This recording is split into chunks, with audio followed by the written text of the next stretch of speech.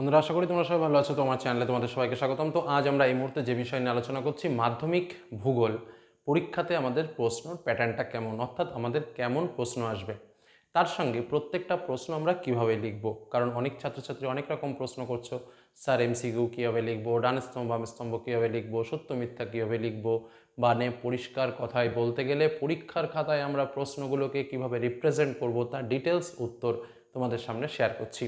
তার আগে বলবো, যারা এখনো চ্যানেলকে সাবস্ক্রাইব করো অবশ্যই সাবস্ক্রাইব করে রাখো এবং বেল আইকন অবশ্যই ক্লিক করে রাখো, যাতে এরকম আরও গুরুত্বপূর্ণ ভিডিও তোমরা দেখতে পাও। তো আলোচনার পরম্পরায় আমরা প্রথমে কোশ্চেন মডেল সম্পর্কে আলোচনা করব এবং কোশ্চেন মডেল আলোচনা করতে করতে আমরা সেটাকে কিভাবে লিখবো সে সম্পর্কেও আলোচনা করব। ওকে, একদম প্রথমেই যদি আমরা লক্ষ্য করি তাহলে দেখতে পাবো আমাদের প্রশ্নের প্রথমেই পাবো বিভাগ ক। বিভাগ কতে আমাদের যেটা থাকবে সেটা হচ্ছে এমসিকিউ কোশ্চেন। 14টা প্রশ্ন আসবে, আমাদের কিন্তু কোনো অথবা থাকবে না, অর্থাৎ 14টা প্রশ্নের উত্তরই কিন্তু আমাদের লিখতে হবে। তো আমরা কীভাবে উত্তর লিখবো যেটা পরিষ্কার বলে রাখি। সাধারণভাবে আমাদের যে খাতার ফার্স্ট পেজটাতে, এই ফার্স্ট পেজটাতে তো আমরা নাম, রোল নম্বর, রেজিস্ট্রেশন নম্বর এগুলো লিখে টিকে কমপ্লিট করলাম। দ্বিতীয় পেজটা অর্থাৎ এই পেজের পরের পেজটাতে আমরা কিছু লিখবো না। তার পরের পেজটাতে আমরা যথারীতি প্রথমেই খাতাটা পাওয়ার সঙ্গে সঙ্গে, প্রশ্ন পাওয়ার সঙ্গে সঙ্গে কী কী প্রশ্ন আমরা লিখবো সেই প্রশ্নগুলো তো আমরা সিলেক্ট করে ফেলবো। তারপরেই আমরা যখনই খাতা পাবো তখনই কিন্তু খাতায় আমরা মার্জিনটাকে খুব সুন্দরভাবে টেনে নেব। এটা কিন্তু আমাদের প্রাইমারি কাজ। এই কাজটা কিন্তু আমাদের বেসিক প্রত্যেকেরই করে নিতে হবে। এবার যখন আমরা উত্তর লেখা শুরু করব, কীভাবে লেখা শুরু করব, আমাদের প্রথম ভুল হয় আমরা উত্তর লেখা শুরু করে দিই কিন্তু আমরা বিভাগটাকে লিখি না। তাহলে আমাদের প্রথম কাজ কি, বিভাগটাকে লিখে নেওয়া। বিভাগ ক লিখে আমরা ঠিক উত্তরটা এইভাবে সাজাবো। বিভাগ ক লিখে এক দাগ দিয়ে মার্জিনের ভেতরে 1.1-এর ক দাগ বা খ দাগ বা গ দাগ যেটাই উত্তর হোক না কেন, অর্থাৎ এমসিকিউ প্রশ্ন পূর্ণ বাক্যে উত্তর লেখার কোনো প্রয়োজন নেই। কারণ আমাদের ভূগোলে অনেক কিছুই লিখতে হয়। 2 মার্কের প্রশ্ন লিখতে হয়, 3 মার্কের প্রশ্ন লিখতে হয়, 5 মার্কের প্রশ্ন লিখতে হয়, ম্যাপ পয়েন্টিং করতে হয়, অনেক অনেক কাজ রয়েছে। অকারণে সময়টাকে নষ্ট করে কোনো লাভ নেই। বোঝা গেল কি বললাম? হ্যাঁ, তবে যদি কেউ মনে করো যে স্যার আমি কি পূর্ণ বাক্যে লিখতে পারি না, অবশ্যই তুমি পারো। তোমার যদি মনে হয় তুমি পূর্ণ বাক্যে লিখবে, সেক্ষেত্রে কোনো রকম কোনো সমস্যা নেই। তবে পূর্ণ বাক্যে লেখার থেকে শুধুমাত্র উত্তরটা লেখা অনেকটাই সুবিধা হবে, কারণ সময়টা তোমার সেক্ষেত্রে অনেক অনেক বাঁচবে, এটুকু বলে রাখলাম। তাহলে আমরা কি করব, এই 14টা প্রশ্নেরই কিন্তু আমাদের উত্তর লিখতে হবে। কোনো রকম অড় ছাড়া উত্তর লেখার সময় সতর্কতাভাবে সাবধানে লিখবে, কাটাকুটো করবে না। একটা উত্তরের সঙ্গে আরেকটা উত্তরের জন্য একটু ফাঁক থাকে, খাতা যেন পরিষ্কার পরিচ্ছন্ন থাকে, এই দিকে লক্ষ্য রাখবে। আর উত্তরটা যদি কোনো কারণে ভুল হয়, তোমরা কি করো, কাটাকাটি করো। এমসিকিউ প্রশ্ন বা এসএকিউ টাইপ বা শর্ট টাইপের প্রশ্নের উত্তর কাটাকাটি করবে না। যদি কোনো একটা উত্তর ভুল লেখা হয়, সঙ্গে সঙ্গে সেটাকে এক টান দিয়ে কেটে দাও। ধরো এখানে লিখছো আরোহণ, তো সাপোজ আরোহণটা তোমার ভুল হয়ে গেছে, উত্তর অবরোহণ হবে, জাস্ট একটা টান দিয়ে কেটে দাও, পাশে উত্তরটা লেখো। এই যে এরকম ঘিজিঘিজি করা বা কেটে তার পাশে আরেকটা লিখলাম, সেটাকে কেটে আরেকটা লিখলাম, এই ধরনের কাজবাজগুলো কখনো করবে না, সেটাতে খাতায় আরও নোংরা সৃষ্টি হয়। একদম যদি ভুল লিখে ফেলো, এক টান দিয়ে কাটবে, কেটে পাশে আবার লিখে দেবে। বোঝা গেল কি বললাম? বেশ, এবার চলে আসো আমাদের পরবর্তী বিভাগ, যেটা হচ্ছে বিভাগ খ। বিভাগ খতে আমাদের এসএকিউ প্রশ্ন করতে হয়। কী কী আমাদের এসএকিউ থাকে? আমাদের শুদ্ধ অশুদ্ধ থাকে, আমাদের শূন্যস্থান থাকে, আমাদের ডাইরেক্ট এক কথায় উত্তর থাকে, আমাদের ডান স্তম্ভ এবং বাম স্তম্ভ থাকে। এই 4টে বিষয় কিন্তু আমাদের থাকে। তো স্বাভাবিকভাবে শুদ্ধ অশুদ্ধ লেখার ক্ষেত্রে আমাদের 7টা শুদ্ধ অশুদ্ধ পরীক্ষাতে আসে এবং আমাদের 6টা শুদ্ধ অশুদ্ধ করতে হয়। শূন্যস্থান আমাদের 7টা আসে, আমাদের 6টা করতে হয়। এসএকিউ আমাদের 8টা প্রশ্ন আসে, আমাদের 6টা প্রশ্নের উত্তর করতে হয়। ডান স্তম্ভ এবং বাম স্তম্ভ আমাদের 4টে থাকে এবং এই 4টেই কিন্তু আমাকে করতে হয়। এবার আসা যাক মূল বিষয়ে। যখন আমরা শুদ্ধ এবং অশুদ্ধ লিখব, তখন কি স্যার আমরা পূর্ণবাক্যে লিখব? পূর্ণবাক্যেও লিখতে পারো, শুধুমাত্র দাগ নম্বর দিয়ে উত্তরটাও লিখতে পারো। তবে হ্যাঁ, যেটা তোমরা সবথেকে বেশি ভুল করো বা যে দিকটা তোমাদের সবথেকে বেশি লক্ষ্য রাখা প্রয়োজন সেটা বলি। সেটা হচ্ছে, তোমরা কি করো, এই যখন শুদ্ধ শুদ্ধ লিখতে বলে, তোমরা কখনো লেখো সত্য, কখনো লেখো মিথ্যা, কখনো লেখো সু, কখনো এই সু বলছি, তোমরা ডাইরেক্ট লিখে দিচ্ছ শুদ্ধ, আবার লিখে দিচ্ছ অশুদ্ধ। কেউ কেউ তো আবার আরও অনেক দূরে গিয়ে কেউ টিক চিহ্ন, কেউ ক্রস চিহ্ন। তো কথা হচ্ছে, যেটা তোমার কাছে চাইনি তুমি সেটা কেন লিখবে? এটা হলো আমার কাছে কথা। তোমার কাছে কি চাই? প্রশ্ন দেখবে লেখা রয়েছে, যদি শুদ্ধ হয় তাহলে সু লেখো, যদি অশুদ্ধ হয় তাহলে অ লেখো। তো তোমরা এই কথাটা মাথায় রাখবে, যদি বাক্যটা শুদ্ধ হয় তাহলে তার পাশে তালবস্যায় হস্য সু, আর যদি ভুল হয় তাহলে তার পাশে অ। অর্থাৎ শুদ্ধ হলে সু, অশুদ্ধ হলে অ।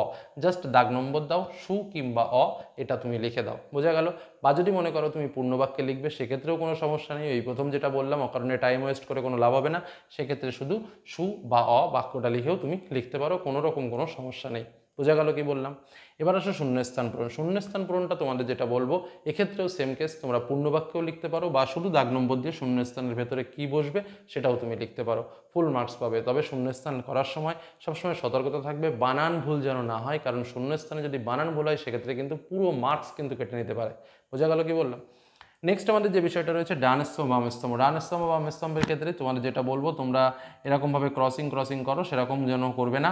সেটা না করে কি করবে, এই যে যেমন আমি লিখেছি 2.4 অন দি, যেটা পরীক্ষাতে এলো যে শব্দটা সেটা লিখলে, তার পাশে যেটা হবে সেটা লিখলে এবং তার পাশে সেটা সম্পূর্ণ, অর্থাৎ সমান সমান বা সমান্তরালভাবে উত্তর লেখার চেষ্টা করবে। বোঝা গেল কি বললাম?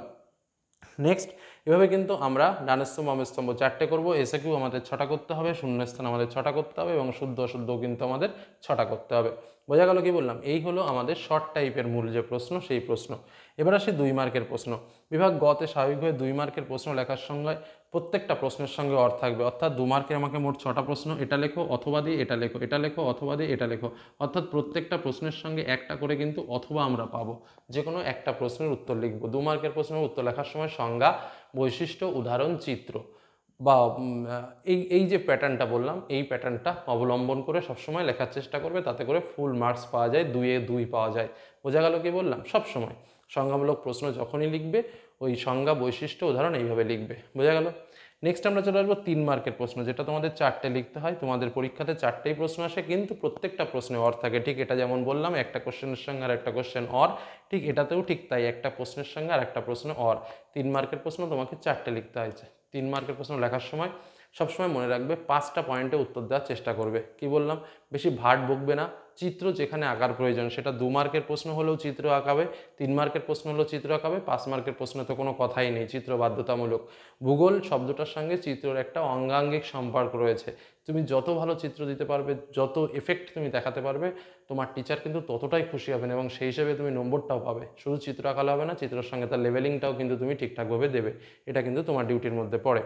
তো এইভাবে সাধারণভাবে আমরা 3 মার্কের প্রশ্নগুলো লিখে নেব এবং খুব সুন্দরভাবে উপস্থাপন করব। একটা প্রশ্নের সঙ্গে আর একটা প্রশ্নের সবসময় গ্যাপ রাখার চেষ্টা করব, হাতের লেখা পরিষ্কার পরিচ্ছন্ন রাখবো, ছবিগুলো ঠিকঠাকভাবে দেবো, সংজ্ঞা, বৈশিষ্ট্য, উদাহরণগুলো পরপর খুব সুন্দরভাবে দেওয়ার চেষ্টা করব, পার্থক্য আসলে বিষয় উল্লেখ করে পার্থক্য দেবো, এই বিষয়গুলো যেন ভুল না হয় এবং উপযুক্ত তথ্য, সঠিক ব্যাখ্যা কিন্তু আমাকে দিতে হবে। নেক্সট আমাদের বিভাগ উমতে রয়েছে 5 মার্কের প্রশ্ন, যেখানে প্রাকৃতিক ভূগোল থেকে 4টে প্রশ্ন আসে, 2টো প্রশ্নের উত্তর করতে হয় এবং আঞ্চলিক ভূগোল থেকে 4টে প্রশ্ন আসে, 2টো প্রশ্নের উত্তর করতে হয়। প্রাকৃতিক ভূগোল থেকে যে প্রশ্ন আসুক না কেন বা যারই উত্তর আমরা লিখি না কেন, সবসময় ছবি এঁকে আঁকার চেষ্টা করবে। আর আঞ্চলিক ভূগোলের থেকে যে প্রশ্নই আসুক না কেন, ছবি না আঁকানো গেলেও দেখবে ভারতের ম্যাপে, যেমন ধরো একটা কৃষির প্রশ্ন আসলো, তো কৃষির প্রশ্ন আসলে একটা ভারতের ম্যাপ আঁকিয়ে কোন জায়গায় কৃষি সম্পর্কে তুমি আলোচনা করছো, বা চা আসলো, কোন জায়গায় চা উৎপাদন বেশি সেটা তুমি দেখাতে পারো, বা কোন জায়গায় ধান উৎপাদন বেশি সেটা তুমি দেখাতে পারো, এটা একটা স্বাভাবিক ব্যাপার। ধরো শিল্প আসলো, তো সেই শিল্পটা ভারতবর্ষের কোন কোন জায়গায় উন্নত তুমি সেটা দেখাতে পারো। মানে ম্যাপের একটা সিস্টেম যেন সেখানে থাকে, তুমি যেন সেখানে দেখাও, এটা কিন্তু একটা ভাইটাল ব্যাপার এবং দেখাতে তোমাকে হবে। তুমি যদি মনে করো যে আমি ফুল মার্কস পেতে চাই, তার সঙ্গে তো ব্যাখ্যা সঠিকভাবে লাগবেই। তো এই জিনিসগুলো কিন্তু অবশ্যই মাথায় রেখে উত্তর করার চেষ্টা করো। নেক্সট হচ্ছে ম্যাপ পয়েন্টিং। ম্যাপ পয়েন্টিংটা যখন করবে, ম্যাপের ওপরে নাম, রোল নম্বর, রেজিস্ট্রেশন নম্বর ঠিকঠাকভাবে দেবে। তোমরা ম্যাপ পয়েন্টিং করো কিন্তু ম্যাপের দাগ নম্বর দাও না, অবশ্যই ম্যাপের দাগ নম্বর ঠিকঠাক দেবে, নাহলে কিন্তু টিচার 1 বা 2 মার্ক কেটে নিতে পারে। বোঝা গেল কি বললাম?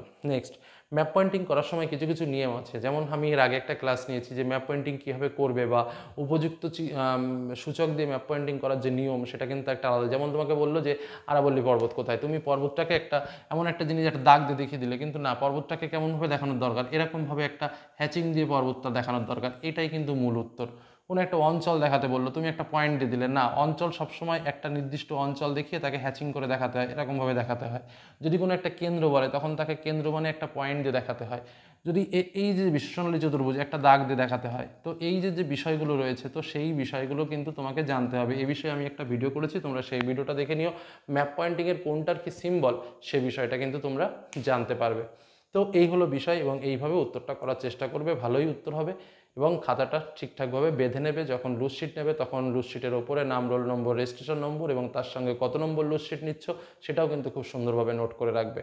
তো এই যে কথাগুলো বললাম, আশা করি বিষয়গুলো বুঝতে পেরেছো, কোথায় কি সিস্টেম, কীভাবে কি লিখবে বলার চেষ্টা করলাম। যদি কোনো কিছু মনে হয় যে না আরও কিছু জানার প্রয়োজন, কমেন্টে লিখো, পরবর্তী সময় যদি কোনো আলোচনা হয় সেটা অবশ্যই তোমাদের সামনে শেয়ার করব। তো এই হলো আমাদের সার্বিক আলোচনা। ভালো লাগলে লাইক করো, বন্ধুদের সঙ্গে শেয়ার করো, যারা চ্যানেল নতুন সাবস্ক্রাইব করেন অবশ্যই সাবস্ক্রাইব করো। ধন্যবাদ।